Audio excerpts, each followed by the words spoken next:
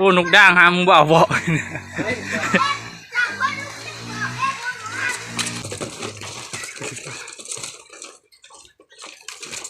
เอาฮักได้เลยกันลมมันเลยโอ้ย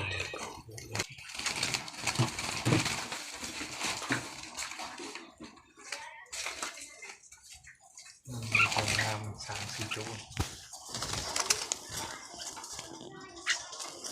นกมันก็ไปเลี้ยงเพื่อมาสลัดกินตัวดีเซลบ่ได้ไม่มีเงินละบ่นกมาเนาะทุกคนเฮ้ยได้แล้วใช่หรือเปล่าวะว้าย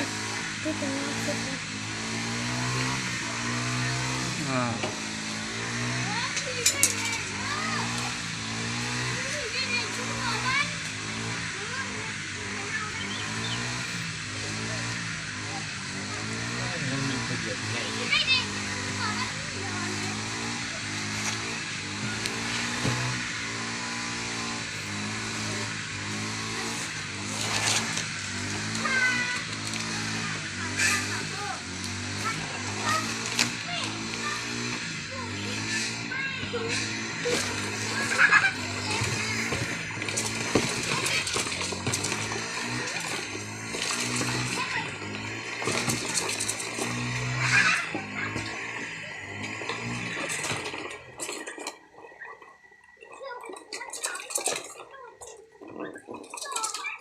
โอ้นกด่างหามึงบ่าวบ่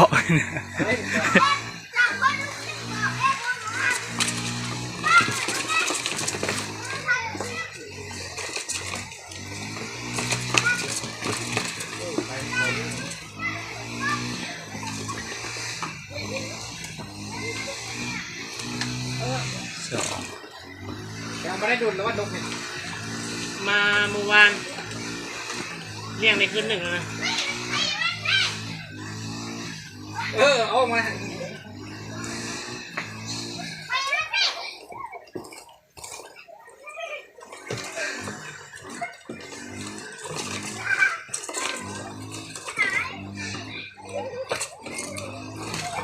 3 ตัวแล้ว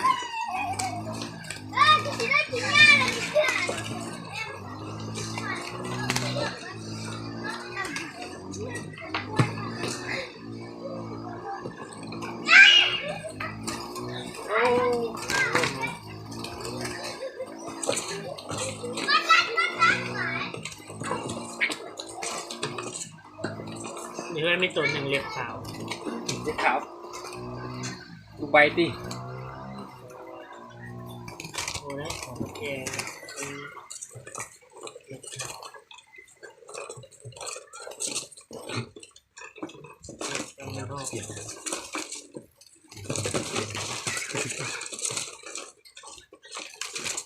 เอาฮักได้เลยกัน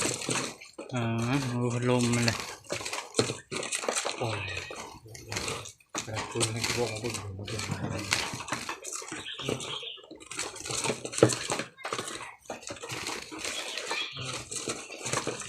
ดีไหมของรุ่นมันก็จะได้ขายยังไม่ขายผมซื้อเลยก่อนหูเลยหูเลยไปละเว้นแล้วมันไปได้ก็มันไปได้ป่องแต่มันยังไปออกสิ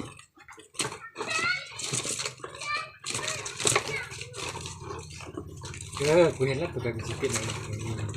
โอ้ยมาอายมาขึงไว้เลยง่ายเจ้าวะว่านกบายนกนี่เมื่อไปแล้วสุดท้ายบ่ได้ไปแล้วสิพายบ่ได้บ่เอาไม่พูดพีไง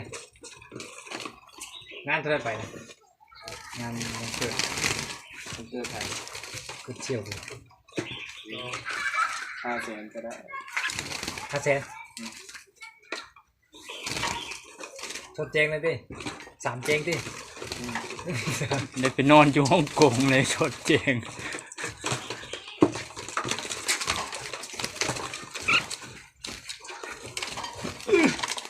สุดท้ายดิ40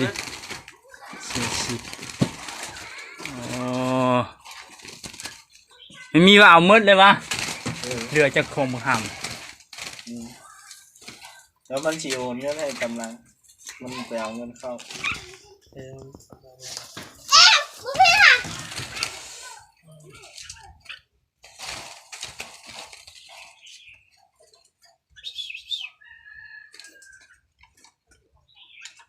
ำกินน้ำเลยกินซะได้ อยากอยู่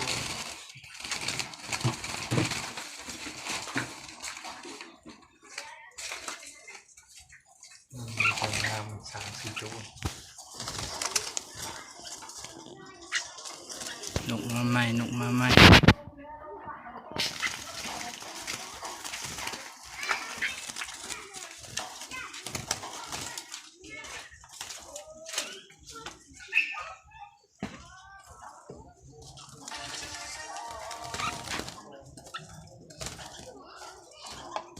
ยังหลายอยู่นุกอ่ะ อย่างนั้นนะ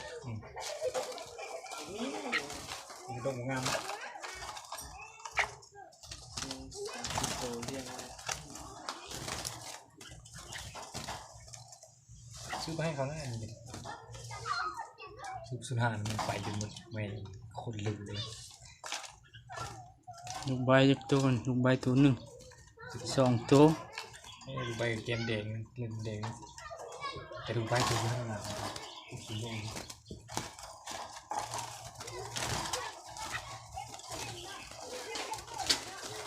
โตอย่างนี้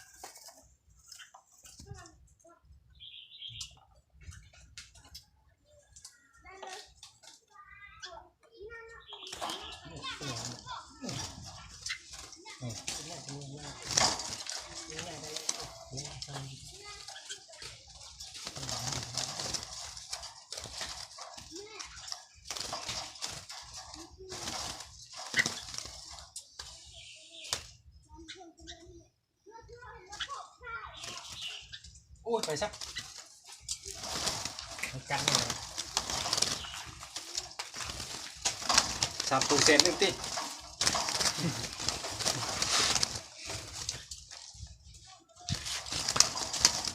เป็นอะไรตัวหนึ่งก็ได้ดิ ฮะ ตัวหนึ่งนะ บ่ได้ ได้ก็ไปเลี้ยงเพื่อมาสลักกินตัวดีเซลบ่ได้ยังไงมันคนเดียวฮะ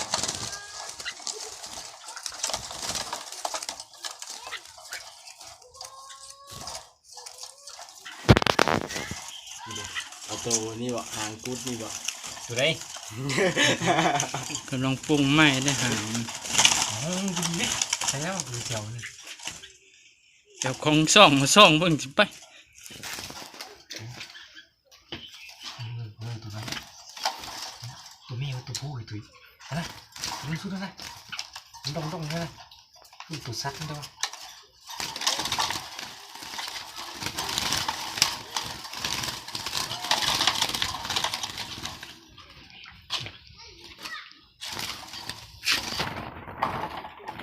หันแม่ประตูน่ะเอาหมดเลย คำ5เลยร้อนแล้วมัน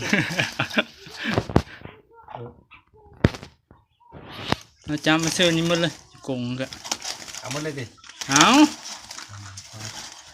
มาเดี๋ยวฮะเปิดไฟเลย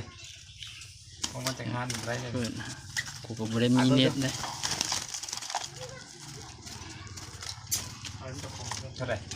แต่หน้า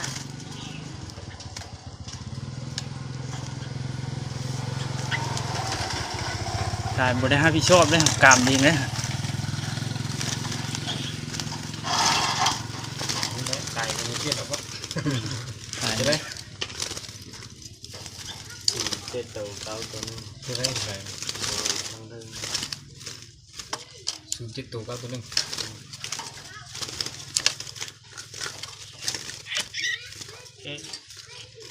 ตัวประตูก็ไล่มันไปเอาไล่มันออกนอกให้บินนิ่มนั่งจับออกไว้นะ คือพวกนั้น มีต้องเงินแสนหา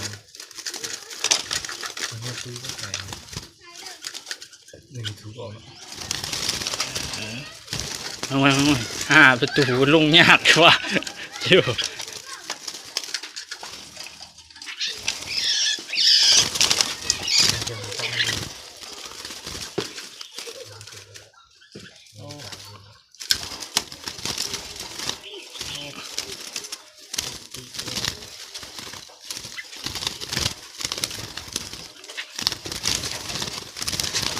เมื่อไรวะ ยังไงยังป่วยยังไม่ป่วยซื้อนกเข็มกล้วยหรือบ่ผมว่าครับมึงแนวมันไปเยอะ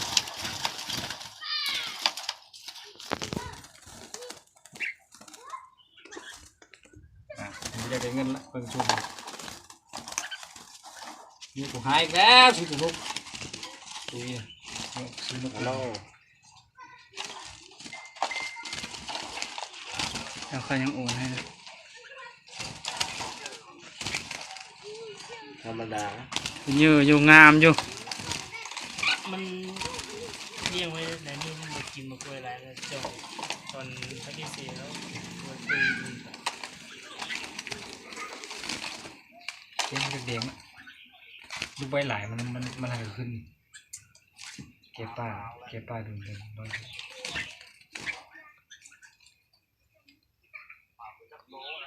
สาวโอ้สาวตูเลยนะเฮ้ย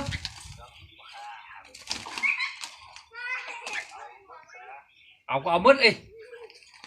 นุกงามเนาะเอาก็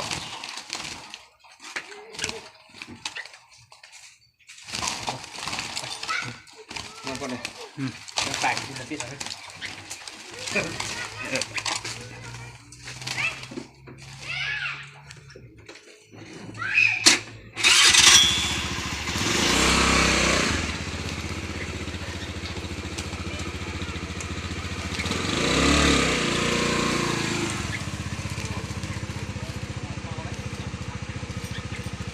มาฮอดใหม่ทุกคนนะ